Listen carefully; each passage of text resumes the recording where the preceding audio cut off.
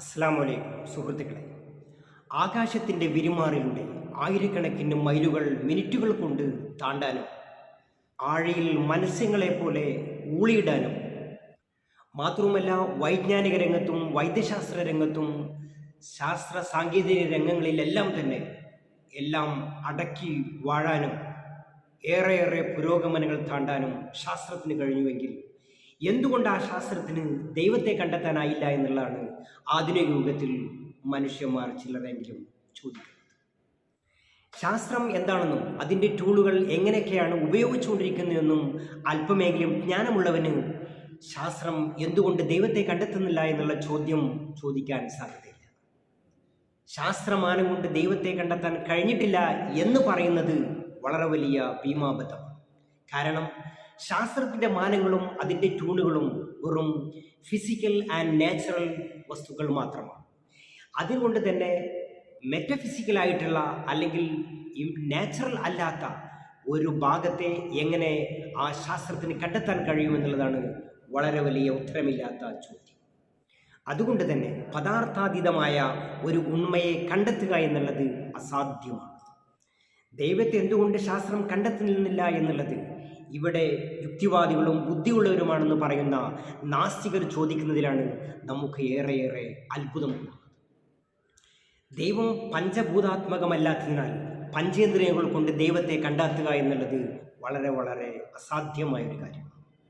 അതുപോലെ തന്നെ ദൈവം മെറ്റീരിയൽ അല്ലാത്തതിനാൽ ഇമ്മെറ്റീരിയലായ ദൈവത്തെ കണ്ടെത്തുക എന്നുള്ളതും ഒരിക്കലും ഈ ലോകത്ത് സംഭവിക്കുന്നതല്ല.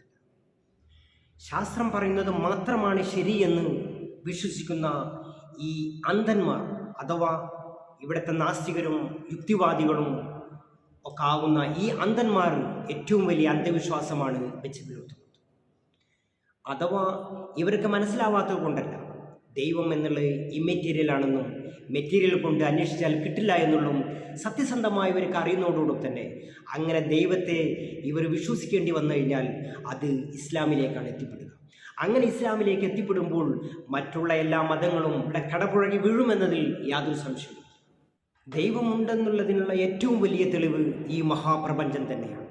ഏറ്റവും സിസ്റ്റമാറ്റിക്കലായിട്ട് ഏറ്റവും അസ്തിത്വം നിറഞ്ഞ രൂപത്തിൽ മഹാപ്രപഞ്ചം ഇവിടെ നിലനിൽക്കുമ്പോൾ അതെല്ലാം തന്നെ യാദൃശ്ചികമാണ്, പൊടുന്നനെ ഉണ്ടായതാണ്, അല്ലെങ്കിൽ ആരും ഇതിൻ്റെ പിന്നിൽ ഒരു ശക്തിയില്ല എന്നാരെങ്കിലും ഈ ലോകത്ത് വിശ്വസിക്കുന്നെങ്കിൽ അവൻ്റെ അത്രത്തോളം ലോകമരമണ്ടൻ ആരും ഉണ്ടാകില്ലെന്നാണ് ലോകം പറയുന്നത്. കാരണം എങ്ങനെയാണ് ഒരു സംഗതി വെറുതെ ഉണ്ടാവുക? ഇതിൻ്റെ പിന്നിൽ ദൈവം വേണ്ട, ഇതിൻ്റെ പിന്നിൽ ശക്തി വേണ്ട, ഇതിൻ്റെ പിന്നിൽ യാതൊരു ഡിസൈനറുടെയും ആവശ്യമില്ല എന്ന് നാഴികക്ക് 40 വട്ടം തട്ടിവിടുന്നവരാണ് ഇവിടുത്തെ ഏറ്റവും വലിയ അന്ധവിശ്വാസികളായ നാസ്തികർ.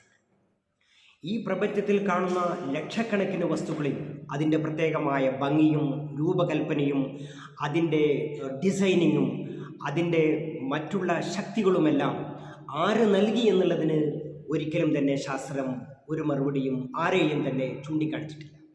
കാരണം കാണാത്തതിനെ പറ്റി പറയുക എന്നുള്ളത് ഒരിക്കലും തന്നെ ശാസ്ത്രത്തിൻ്റെ വിഷയമേ അല്ല. എന്നാൽ അങ്ങനൊരു ദൈവം ഇല്ല എന്നുള്ള കാര്യവും ശാസ്ത്രം എവിടെയും പരാമർശിച്ചിട്ടില്ല. എന്നാൽ പല ശാസ്ത്രജ്ഞന്മാരും ഈ പ്രപഞ്ചത്തിനൊരു സൃഷ്ടാവ് ഉണ്ടാവാമെന്നുള്ള വിശ്വാസത്തിലും നിഗമനത്തിലുമാണ്. കാരണം ഇവിടെയുള്ള വണ്ടർഫുൾ ഡിസൈനിങ് അതിൻ്റെ പിന്നിൽ ഒരു മഹാശക്തിയുടെ കരം പ്രവർത്തിക്കാതെ ഒരിക്കലും നടക്കില്ല എന്ന് കൂടി അവർ അക്കമിട്ട് പറയുന്നുണ്ട്. ശാസ്ത്രത്തിൻ്റെ പരിധിയിൽപ്പെടാത്തത് വെറും ദൈവം മാത്രമല്ല, ദൈവത്തെ കണ്ടെത്താൻ കഴിഞ്ഞില്ല അതുകൊണ്ട് ദൈവമില്ല എന്നുള്ള വിഷയം മാത്രമല്ല, ശാസ്ത്രത്തിൻ്റെ പരിധിയിൽ വരാത്തതും ശാസ്ത്രത്തിന് കണ്ടെത്താൻ കഴിയാത്തതുമായ ഒട്ടനേകം വിഷയങ്ങൾ ഇനിയും ഈ പ്രപഞ്ചത്തിലും ഈ ലോകത്തും നമ്മുടെ കൂടെയുണ്ട്. ഉദാഹരണം, കുടുംബം, ദുഃഖം, സന്തോഷം, സന്താപം, മതം, ആദർശം, പ്രണയം, അങ്ങനെ പോകുന്നു അതിൻ്റെ പട്ടിക. ആയതിനാൽ മെറ്റഫിസിക്സ് മാത്രമാകുന്ന ദൈവത്തിൻ്റെ ചട്ടക്കൂടിൽ വെറും ഫിസിക്സ് മാത്രം ചർച്ച ചെയ്യുന്ന ശാസ്ത്രത്തിന് എന്തുകൊണ്ട് ദൈവത്തെ കണ്ടെത്താൻ കഴിഞ്ഞില്ല എന്നുള്ളത് ഓരോരുത്തർക്കും വ്യക്തമായിരിക്കുമെന്ന് മനസ്സിലാക്കും.